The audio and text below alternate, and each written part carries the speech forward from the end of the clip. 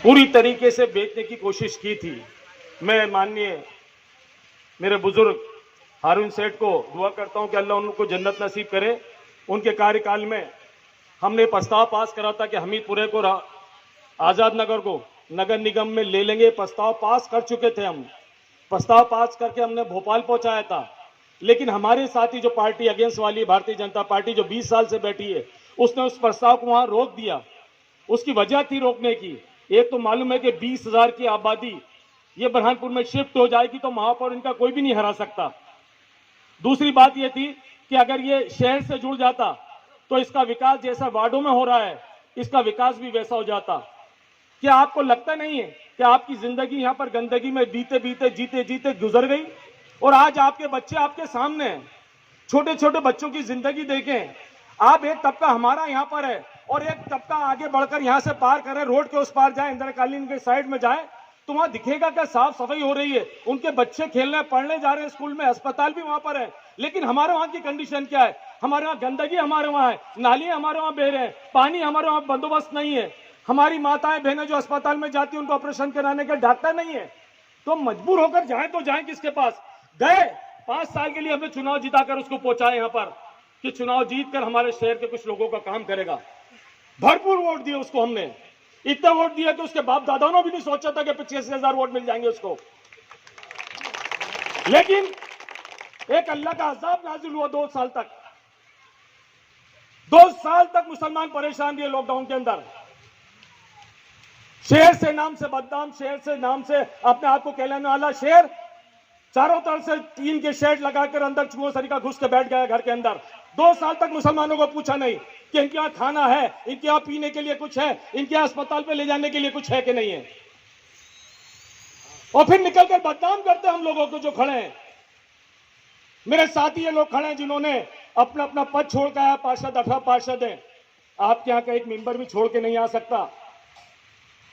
18 पार्षद और कई अभी नजीर अंसारी जो युवक कांग्रेस का, उसको निष्कासित किया गया है। सिर्फ इसलिए किया जा रहा है कि यहां से अल्पसंख्यक टिकट नहीं मांगे। हम यहां ना मांगेंगे तो कहां मांगेंगे? यहां 1,30,000 की आबादी है बुरहानपुर के अंदर। इस 1,30,000 आबादी के अंदर अगर हम टिकट नहीं मांगेंगे तो इंदौर जाके मांगेंगे जहां 10,000, 20,000, 30,000 वोट हैं। यही जिद थी हमारी कि हमारे यहां का आदमी चुनकर जाएगा तो विधानसभा में हमारी बात करेगा, हम लोगों के काम की बात करेगा, हमारे बच्चों के अंदर स्कूल की बात करेगा, स्कूल ग्राउंड के साथ मैदान बनाएगा बच्चों को खेलने के लिए। लेकिन जो आदमी यहां से चुनकर गया उसने अपना खुद का विकास किया। आप देखें 5 साल में इसलिए विकास नहीं करा कि भारतीय जनता पार्टी ने इसके मुंह में नूठ ठूस दिए थे, इतने ठूस दिए थे कि इसका मुंह 5 साल तक किसी का विरोध करने के लिए नहीं खुला। ना इसने नगर निगम के अंदर जाके चिल्लाया, ना अस्पताल के लिए कलेक्टर के सामने चिल्लाया कि यहां डॉक्टर मौजूद है। आपके यहां से कोई ना तो कोई गया होगा अस्पताल। वैसे अल्लाह आप सबकी हिफाजत फरमाए।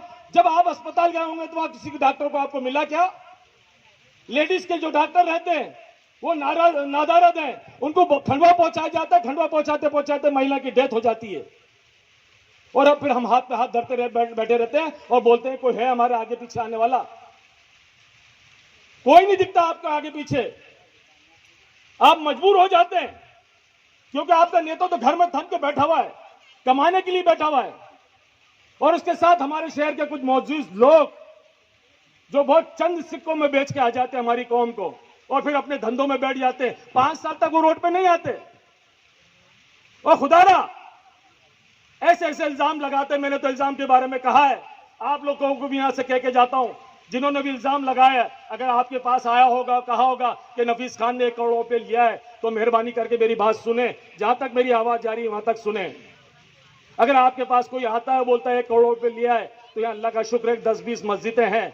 आप उसको उस मस्जिद में लेके जाएं, वजू कराएं आपके सामने और कहना 2 रकात नफिल नमाज पढ़ और पढ़कर दुआ मांग कि अल्लाह ताला अगर नफीस मंशा खान ने अर्चना चिन्नी से 1 करोड़ रुपए लिया है तो अल्लाह इसको नेस्त नाबूद तबाह बर्बाद कर दे। और नहीं तो जो दुआ मांग रहा है अल्लाह उसको नेस्त नाबूद तबाह बर्बाद कर दे। है हिम्मत आप लोगों को पूछने की?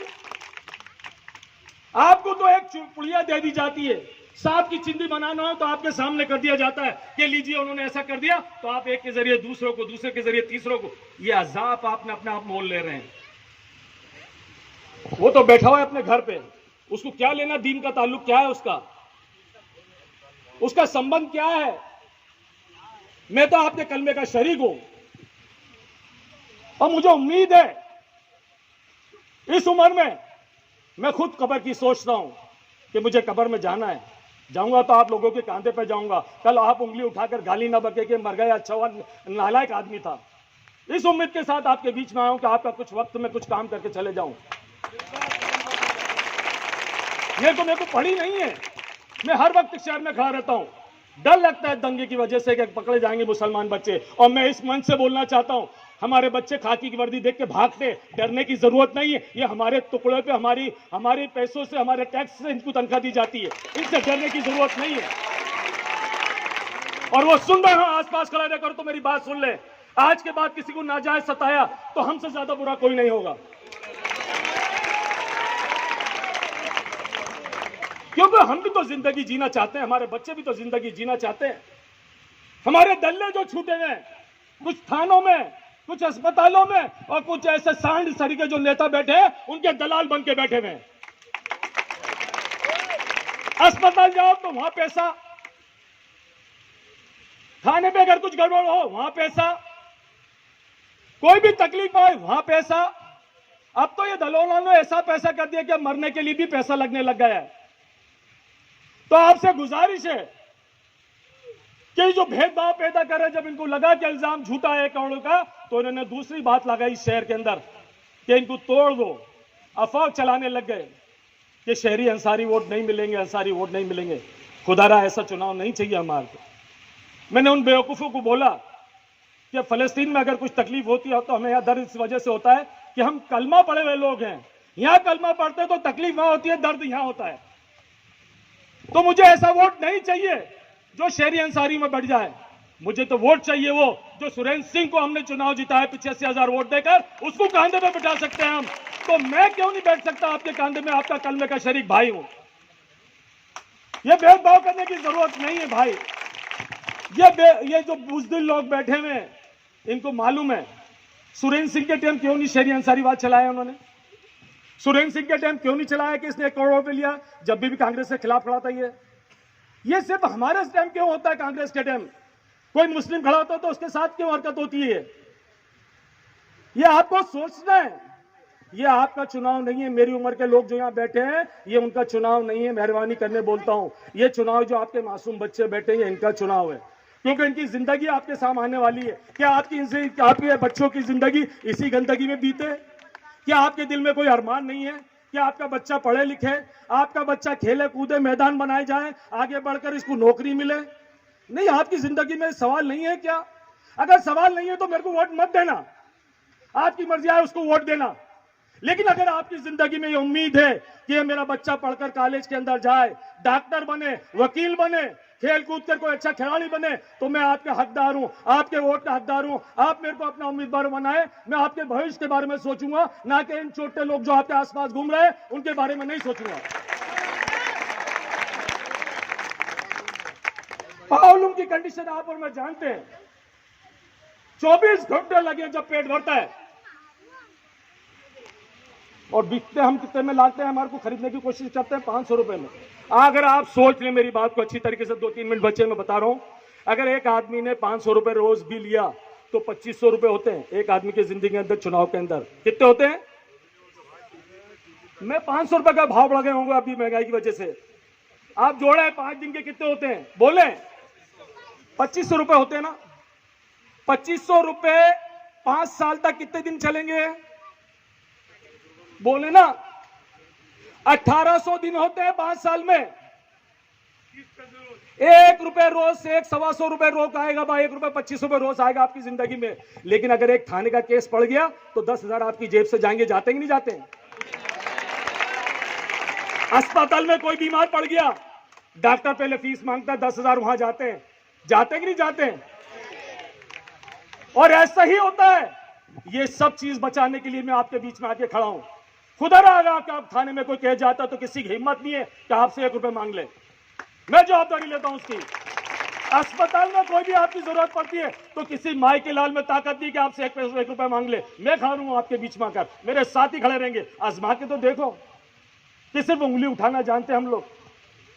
हमारी कौम के आदमी जब बढ़ता है काम करने के लिए और जब उसका साथ नहीं मिलता तो टूट जाता आदमी कि किसके लिए काम करें। मैं तो कहता हूं आप जाकर आपके पड़ोस की पंचायत ही देख लेना, दरगाह हकीमी जाके देख लें, उसके आसपास के रोड देख लें और ये हमीदपुरा के रोड नाली देख लें, क्या फर्क है इसके अंदर। हमारी बच्चियों को स्कूल में पर्दा उतार दिया जाता है, काले सेवा सदन के अंदर बुर्का उतार दिया जाता है। क्यों उतार दिया जाता है? हमारे बच्चों के लिए तलवारें खरीदी जा रही है। ये कौन बोलेगा? आपने व्हाट्सएप नहीं देखा? सुरेंद्र सिंह जिस मंच पे बैठा है, करनी सेना के लोग वहां बोल रहे हैं कि दशहरे के अंदर गाड़ी मत खरीदो, बर्तन मत खरीदो, सिर्फ तलवारें खरीदो। तो तलवारें किसके लिए खरीदेगा? हमारे मासूम बच्चों को काटने के लिए तलवारें खरीदी जाएंगी? ये आपको सोचना है। अगर आप आज भी नहीं सोचेंगे और हम इसी में लड़ते रहेंगे कि वो क्या है, उस पर इल्जाम क्या है, ये चंद दिन बचे, ये भी निकल जाएंगे। फिर हाथ में हाथ धर के मत बैठना कि हमारे लिए लड़ने के लिए कोई नहीं आया। आज ये पूरी टीम आपके साथ आई है लड़ने के लिए। जब हमने उससे बात करी थी चुनाव के पहले सुरेंद्र से कि चलो तू अगर हमारी बात मानता है तो शुगर फैक्ट्री की मस्जिद आबाद कर दे। पिछले साल भी बंद कर दिए थे उन्होंने, लेकिन चुटखान के भाई कुछ अड़ गए थे तो ईद की नमाज उन्होंने वहां पढ़ी, जुम्मे की नमाज तो वहां बंद कर दी इन लोगों ने। कई बातें हैं। मैं आपसे गुजारिश करना चाहता हूं, मेरा सिंबल पतंग है। इंशाअल्लाह असदुद्दीन अवैसी साहब और पठान साहब आने वाले हैं, उस सभा में मैं इंशाअल्लाह पूरी डिटेल इनकी बताऊंगा। आपसे एक गुजारिश है कि आप निकले, मेरे खातिर खुद नफीस मंशा खान बने। अगर आप नफीस मंशा खान बन जाएंगे तो किसी की ताकत नहीं है इंशाअल्लाह हमें हराने के लिए। बुरहानपुर की मंशा एक रिश्ता क्या? मैं एक बात बोलना चाहूंगा कि मैंने हमीदपुरा एमागिद में प्लॉट खरीदा है यहाँ पर रहमानिया पार्क में।